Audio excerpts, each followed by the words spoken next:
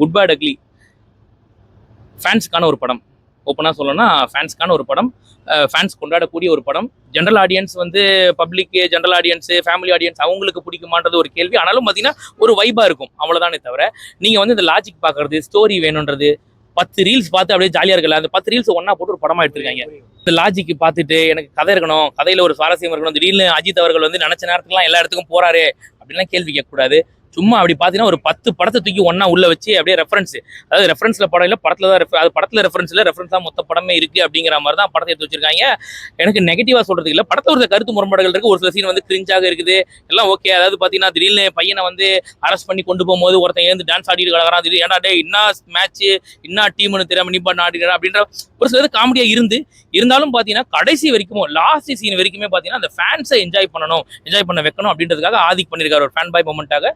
ரொம்ப அற்புதமாக இருந்துச்சு, ரொம்ப அருமையாக இருந்தது. என்ஜாய் பண்ணிட்டு தான் நான் வெளியில் வந்தேன். நல்ல படமாக தான் இருந்துச்சு.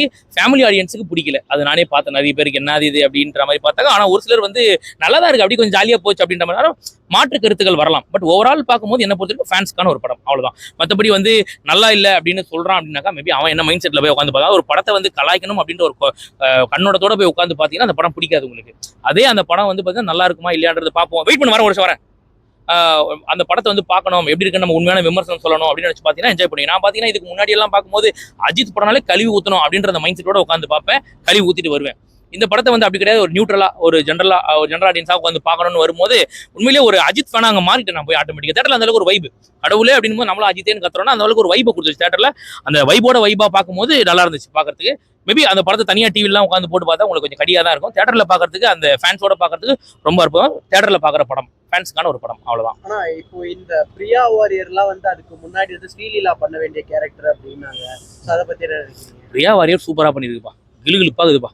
பிரியா வாரியருக்காகவே போய் பார்க்கலாம்ப்பா படத்தை, ரொம்ப அருமையாகுது. தமிழ் சினிமாவில் இன்னும் நிறைய படங்கள்ல பார்க்கலாம், அந்த மாதிரி இருக்கு. பிரியா வாரியரோட அந்த கதாபாத்திரம் அப்படியே சிம்ரனை பார்த்த மாதிரி இருந்தது. ஓப்பனா சொல்லணும்னா அந்த தொட்டு தொட்டு பேசும் சுல்தானா சாங் அப்படியே ரீக்ரியேட் பண்ணியிருந்தாங்க. வெறித்தனமா இருந்து வேற லெவல்ல இருந்து. என்ன ஒரே ஒரு வருத்தம்னா இளையராஜா நோட்டீஸ் அமைச்சது தான் ஒரு வருத்தம், அது ரொம்ப தவறாக நான் பார்க்குறேன். அதுக்கு உடனே பார்த்தீங்கன்னா இவனத்து உள்ளே இழுத்து விட்டானுங்க அஜித் ஃபேன்ஸு. அதுக்கப்புறம் பார்த்தீங்கன்னா ஜிவி பிரகாஷ் தான் மியூசிக் போடுற அவர்கிட்ட வாங்கி பேமெண்ட் இழுத்து விட்டாங்க, அதெல்லாம் ரொம்ப தவறு. ஒரு என்னன்னா ஒரு லெஜெண்டு, அவரோட மியூசிக் வந்து இன்னும் 2K கிட்டையும் வாழுது அப்படின்னும் போது அதெல்லாம் விட்டு போகணும். தேவா சொன்னார் பாருங்க பேட்டியில, அந்த மாதிரி விட்டு போகணுமே தவிர இன்னும் வந்து பணம்னு சம்பாரிச்சு என்னத்தை பண்ணிட போறீங்க அப்படின்ற மாதிரி தோணுச்சு. அது ரொம்ப தவறா நான் பாக்குறேன். அதனால அந்த 5 கோடி ரூபாய் அது ஓகே, அது நீதிமன்றம் டிசைட் பண்றது. ரெண்டாவது விஷயம், இவர் மட்டும் 1996 நாட்டுப்புற பாட்டு அந்த பாட்டை தான் எடுத்து, படத்துல வர பாட்டை தான் எடுத்து இவங்க போட்டாங்க. இவங்க அதுக்கு பேமெண்ட் வாங்காமலாம் இவர் போட்டிருப்பாரு. அப்ப பேமெண்ட் வாங்கினா ப்ரொடியூசர் சொந்தமான பாட்டு தானே, அது எப்படி இவர் சொந்தம் போடுவாரு?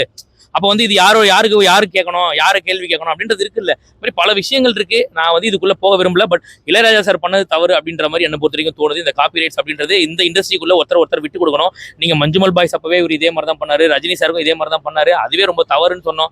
சரி ஓகே, ஏதோ மஞ்சுமல் பாய்ஸ் அதர் லாங்குவேஜ்ல எடுக்கிறாங்க அப்படின்னா ஓகே பரவாயில்ல. இதே லாங்குவேஜ்ல நம்ம தமிழ் இண்டஸ்ட்ரியில இருக்கவங்க அப்படியே மக்களை வைபா வைக்கிறதுக்கு வராங்கன்னு போது இவங்களும் ஒரு வார்த்தை கேட்டுருக்கலாம், அவர்கிட்ட உங்க பாடல் யூஸ் பண்றோம் அப்படின்னு கேட்டுருக்கலாம். ஆனா இவங்க தரப்புல சொல்றது என்னக்கா, டவுன் பஸ் ஓடிட்டு இருக்குது, பசங்க வைபா போடுறானுங்க, அப்ப அதெல்லாம் உன்கிட்ட கேட்டா போடுறாங்க அப்படின்னு கேட்கறாங்க. ஓகே, பட் நான் என்ன சொல்றேன், அட்லாஸ்ட் இதுக்குள்ள நான் போக விரும்பல. இளையராஜா சார் பண்ணது தவறுன்ற மாதிரி தோணுது. வரல படத்தை பொறுத்த வரைக்கும் படம் சூப்பர். என்ன ரேட்டிங் படத்துக்கு 10க்கு ஒரு 8 மார்க்கே தரலாம், அந்த மாதிரி ஒரு வைபா இருந்துச்சு. இப்போ இந்த பிரசன்னா கேரக்டர்லாம் வந்து நம்ம பார்க்கும்போதே நமக்கு செட் ஆகலைன்ற மாதிரி தோணுச்சு. அண்ட் இன்னும் ஒரு சில கேரக்டர்ஸ் ஏன்டா இருக்காங்க அப்படின்னு மாதிரி தோணுச்சு. அதை பத்தி உண்மைதான், நிறைய கேரக்டர் நீங்க பாத்தீங்கன்னா ஜாக்கி ஷெரஃபே எதுக்கு இருக்காரு அப்படின்றது தெரியல. படத்துல அவருக்கு ஒன்றும் பெரிய ரோல்லாம் கிடையாது. அதே மாதிரி அர்ஜுன் தாஸ் நல்லவரா கெட்டவரா, அவர் பயப்படுறாரா வீரனா அப்படின்ற ஒரு கன்ஃபியூசிங் ஸ்டாண்ட்லயே கடைசி வரைக்கும் வச்சிருந்தாப்ல. ஒரு நேரம் வரண்டா அப்படின்னு, ஒரு நேரம் வந்து அப்படியே பம்புவாப்ல, என்ன ஸ்டேட்ல இருக்காருன்னு தெரியாது. அந்த மாதிரி பல பேர் வந்து யோகி பாபு எதுக்கு வந்தாரு தெரியல, சும்மா ஒரு பில்டப் கொடுத்துட்டு போறதுக்கு வந்தாப்ல. அந்த மாதிரி படத்துல ஒரு பில்டப் தரலாம், 2 பில்டப் தரலாம். படம் பூரா பில்டப் கொடுக்கும்போது கொஞ்சம் கிடையாது. ஃபேன்ஸ் என்ஜாய் பண்ணுவாங்க, ஜென்ரல் ஆடியன்ஸ் என்ஜாய் பண்ண மாட்டாங்க. அதை கொஞ்சம் குறைச்சிருக்கலாம்.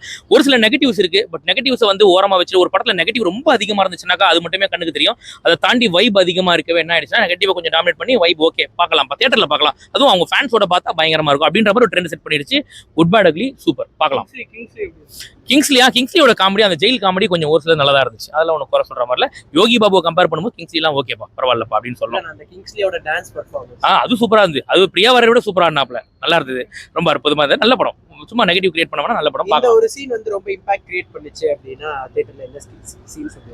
இந்த சீன் ரொம்ப பெரிய இம்பாக்ட் கிரியேட் பண்ணுச்சு அப்படின்னாக்கா, ஏகே ஒரு ரெட் டிராகன் அப்படின்னு சொல்லிட்டு அவரோட பிளாஷ்பேக் சீன்ல வந்து டாங்லி கூட போவாரு. அது இல்ல டாங்லி இருக்காப்புல, ஜான்விக் இருக்காப்புல, பிரின்சிபல் இருக்காப்புல, 3 பேர் இருக்காப்புல வருவாப்புல. அது மாதிரி இப்போ சொல்லும் போது பார்த்தீங்கன்னா ஓகே பெருசா அது நடக்க போகுது அப்படின்னு பார்த்தாக்கா புஸ்வான மாதிரி புஸ்னு போயிடுச்சு. வேற அனிமேஷனாவே போட்டு முடிச்சிட்டாங்க. பெருசா இருக்கும்ன்ற மாதிரி நினைச்சோம், அப்படி புஸ்னு போயிடுச்சு. அந்த மாதிரி ஒரு சில சீன் தான், வேற ஒன்றும் கிடையாது.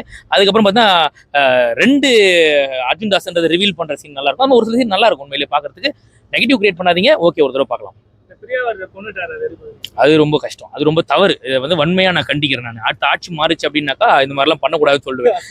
ஆமா, பிரியா வாரியர் எப்படி நீங்க கொள்ளலாம்? நீங்க கிளுகிளுப்பா வச்சது அவங்க வந்ததுக்கு அப்புறம் தான் கொஞ்சம் எல்லாரும் அப்படியே கண்ணுங்கெல்லாம் துடைச்சிட்டு படம் பார்க்குறாங்க. அவங்கள கொள்றீங்கன்னாக்கா மனசாட்சி இல்லையா, மனிதநேயம் இல்லையா அவங்களுக்கு அப்படின்னு சொல்லிட்டு கேட்கணும். அவங்களெல்லாம் கேள்வி, அது ரொம்ப தவறு. பிரியா வாரியரை கொள்ளாதீங்க. இன்னும் தமிழ் சினிமால பல வாய்ப்புகள் கொடுங்க அவங்களுக்கு. அதுவும் ஸ்பெஷலா வந்து இந்த மாதிரி ரீக்ரியேட் பண்ற மாதிரி கொடுத்தீங்கன்னா பயங்கரமா இருக்கு. அதுவும் நாங்க பாட்டு லிஸ்ட் நாங்க தரோம், அந்த லிஸ்ட் எல்லாம் ரீக்ரியேட் பண்ண சொல்லுங்க. ரொம்ப அற்புதமா இருக்கு, அருமையா இருக்கு. நல்ல ஒரு படம் பாக்குறங்க. அதுவும் ஃபேன்ஸோட பாருங்க, தியேட்டர்ல பாருங்க அப்படின்னு சொல்லுவேன்.